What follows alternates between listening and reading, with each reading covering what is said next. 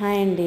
ఇలా నేను చెప్పినట్టు సింపుల్గా ఫాస్ట్గా అండ్ టేస్టీగా కూడా ఉంటుంది బొంబాయి చట్నీ. ఇలా రెడీ చేసుకోండి. ముందుగా ఒక బంగాళదుంప, 2 మీడియం సైజు ఉల్లిపాయలు, ఒక టమాటా, 2 పచ్చిమిరపకాయలు కట్ చేసి పెట్టుకొని ప్యాన్ పెట్టుకొని ఆయిల్ వేసుకొని ఆయిల్ హీట్ అయిన తర్వాత కట్ చేసుకున్న ముక్కలన్నీ వేసుకోండి. ఇవి తొందరగా ఫ్రై అవ్వడానికి కొంచెం ఉప్పు యాడ్ చేసుకున్నాను. ఫ్రై అయినాయి. ఇలా ఫ్రై అయినప్పుడే కొంచెం మనకు కావాల్సినన్ని వాటర్ పోసుకొని కొంచెం పసుపు వేసుకొని వాటర్ని బాయిల్ చేసుకున్నారంటే నెక్స్ట్ అవి వాటర్ బాయిల్ అయ్యేలోపు 3 టేబుల్ స్పూన్స్ శనగపిండి కలిపి పెట్టుకున్నాను. అది ఉండలు లేకుండా కలిపి పెట్టుకొని వాటర్ బాయిల్ అయిన తర్వాత ఈ శనగపిండి మిశ్రమాన్ని దాంట్లో వేసుకొని ఒకసారి కలబెట్టుకొని ఒక 5 మినిట్స్ అలా ఉడికించారు అంటే బొంబాయి చట్నీ అనేది రెడీ అవుతుంది.